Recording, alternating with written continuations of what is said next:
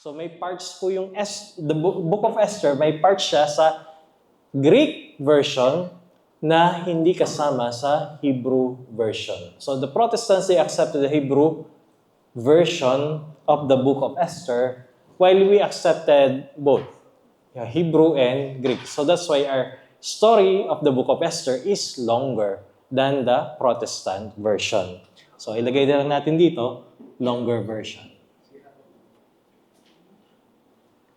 And then we have the first and second book of Maccabees. Also from the Deuterocanon.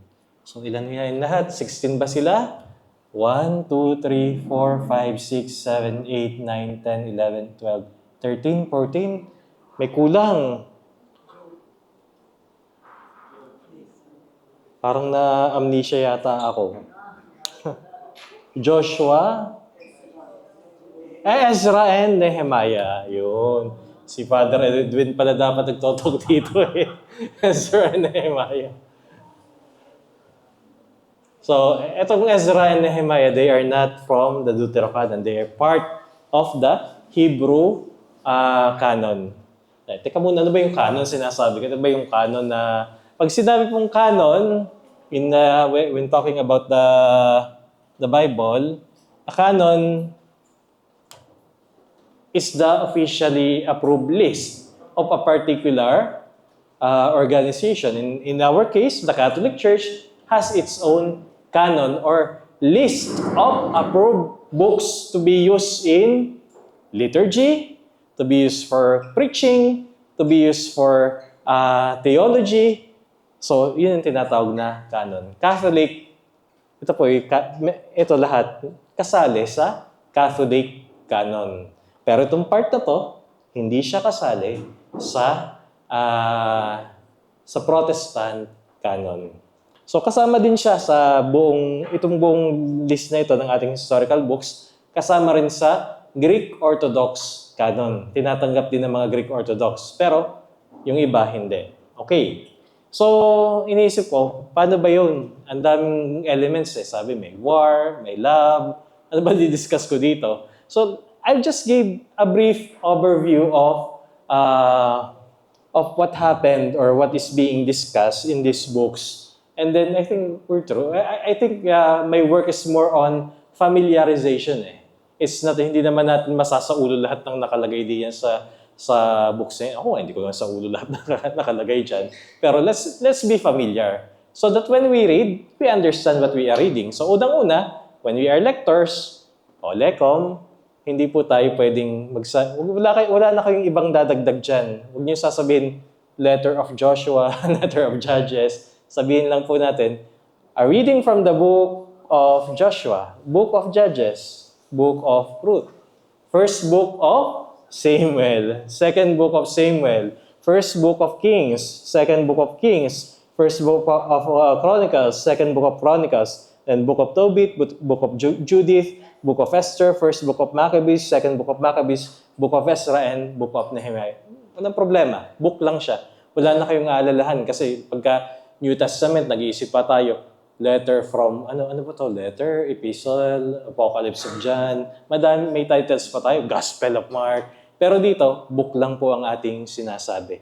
So, Lecom, safe po tayo sa Old Testament. Huwag po sana magkakamali. Baka, kasi nga sinasabi ko sa inyo lagi may bumanat ba naman dati ng a reading from the letter of Deuteronomy? Wala namang gano'n. Hindi naman po kasi letter yon book po yon. So, okay. Mapapansin din po natin these books, yung Samuel and Kings and Chronicles, they are actually one literary work. Tuloy-tuloy lang yan kung babasahin natin. It just so happened that during those times, hindi nga ma-accommodate sa isang scroll dahil masyado nang hahaba kung ilisusulat lahat doon. Kaya nahati pa sa dalawang scroll yung work na to. So, pero actually, magkarugtong lang po yan. Kahit basahin na natin ng tuloy-tuloy, okay lang yan. Dire-diretso talaga yung story niya. So, okay. What happened in the book of Joshua? The book of Joshua is is the story of how the people of Israel conquered the Holy Land. How they we're able, kasi di ba matatanda natin, in the Pentateuch, in the book of Genesis, God promised Abraham the land of Israel. But it was, hindi niya nakuha eh. It was never his. Nagpaikot-ikot lang siya, pero how can a single man conquer such a large territory? So, ito, nangyari after the death of Moses, Joshua was picked as the successor of Moses. So it was Joshua who led the Israelites into crossing the Holy Land. Yung sabi natin, during the death of Moses, which is recorded in the book of Deuteronomy, God gave Moses the chance to view the whole length of the Holy Land. Pero, he was not able to set foot upon it. Why? Because of the story of when Moses struck the rock 2 times. Parang may doubt sa kanya na magagawa ni God na magpa-flow ng water from the rock. So, Moses was not given the chance to enter the Holy Land. So, God was specific about him. Sabi, you will never set foot on the promised land. So, nandun lang siya sa bundok ng Mount Nebo. Kaya, when you go to pilgrimage, yun yung pinupuntahan po natin sa Jordan. Yung merong steel cross na may serpent na tapos that's Mount Nebo. And from Mount Nebo, naka-indicate yun, merong parang plaque doon na metal plaque na nag-indicate, dito yung Jericho, dito yung Bethlehem, makikita natin. Almost the whole length of the Holy Land is can be viewed from that vantage point of Mount Nebo. So, Joshua led the Israelites to cross what? The Jordan River. Ito, drawing po muna tayo ng simple, very crude map.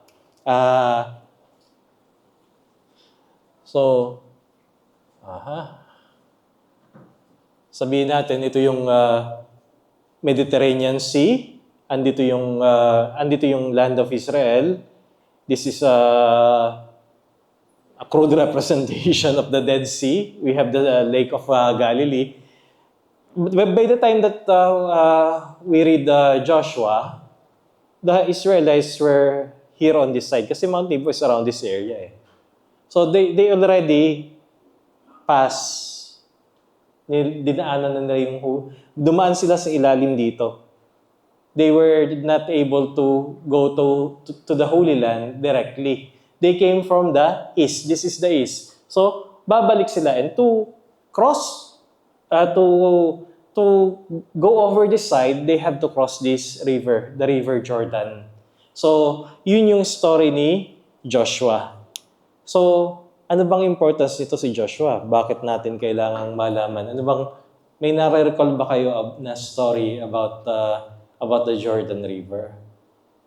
The baptism of Jesus, di ba? The baptism of Jesus, kasi Jesus is being portrayed as the one who is leading us to the new Holy Land.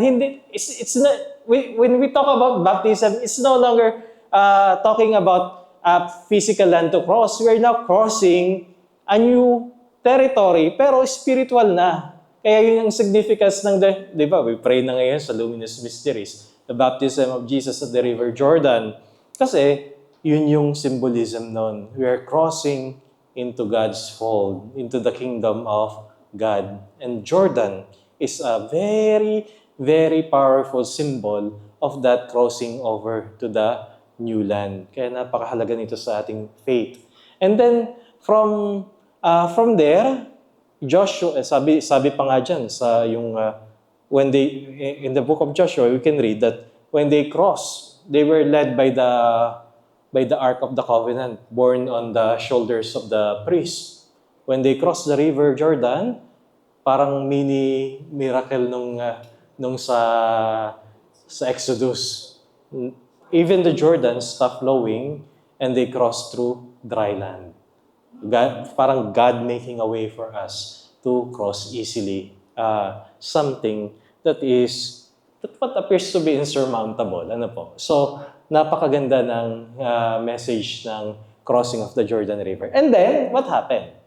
Diyan na nangyari yung division according to the 12 tribes of Israel. They were positioned into, dinefine yung mga territories. Dito si dito si Benjamin, dito si Judah, and then the 10 tribes dito sa area. Pati nga, may bahagi pa nga kaya when your guide, when you meet a good guide in Jordan, they will tell you, hindi lang Israel yung Holy Land, pati itong Jordan kasama yan sa Holy Land. Kasi abot dito yung territory ng 12 tribes of Israel. Hindi lang yung side na to. Yung current Israel nandito lang sa side na to eh. Ito Jordan na to eh. Pero sabi nila, ito din, Holy Land din kami. Pati yung Mount Nebo na yun, Holy Land po yun. Kasi kasama dun sa divisions according to the 12 tribes. Kaya, there's something amiss in our translation of the Bible. Minsan kasi, yung translation natin ng Bible, they try to explain it very well to us para to remove the ambiguity. Pero there's one particular vocabulary about the land. When Israelites talk about the land, isa lang naman yun, Israel. Pero there's also another vocabulary related to that concept of land. And that vocabulary is ito makikita natin doon sa mga version ng Bible na very literal yung translation. It is called the inheritance.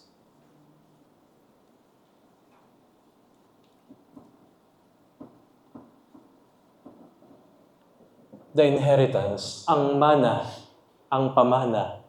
When we talk about the inheritance, wala pong iba, in the Bible, in the Old Testament, wala pong ibang inheritance kundi yung the land of Israel. So it is called the inheritance of Yahweh. It is the inheritance of Yahweh. So the land belongs to Yahweh. That's why we call it holy. Not just because they are the chosen people, but it is the inheritance of Yahweh, the inheritance of God. Pamana. Ibig sabihin, ang Diyos, tumanggap siya ng kanyang portion. And then his portion was Israel. Part of the theology of the Israelites. Kaya nga, we have Palestinian Christians, they do not want to read these parts of the Bible kasi sa tingin nila, they justify the occupation of their land. So, I don't want to delve into that. Kanilang away na po nila yun. Pero sa atin, we just acknowledge na God has chosen this land to prepare for something greater, the advent of Jesus. So, bahala sila dun sa political na away nila. Pero pinagdadasal din naman natin na sana magkaroon ng kapayapaan dun sa lupain nila. Pero to take sides, I don't think that's good for us. And the latest news is the ICC has filed a case against Benjamin Netanyahu for crimes against humanity or whatever case was that. Kasi dun sa war sa Gaza. Pero kanila na yun. Huwag tayong kumampi. Basta ang atin, wala tayong ibang kinakampihan kundi kapayapaan ng bawat isa sa atin. And then, when Joshua led the Israelites, dito rin nangyari yung Joshua circled the city of Jericho, and there were trumpeters and the Ark of the Covenant being paraded around the walls of Jericho. And according to the accounts of the Bible, nag-collapse yung walls. And then they were able to conquer the city. We also encountered the character of Rahab, who is mentioned in the genealogy of King David and eventually Jesus in the Gospel according to Saint Matthew. Rahab is a prostitute living atop the walls of Jericho, and she was the one who hid. The spies sent by Israel before it was taken.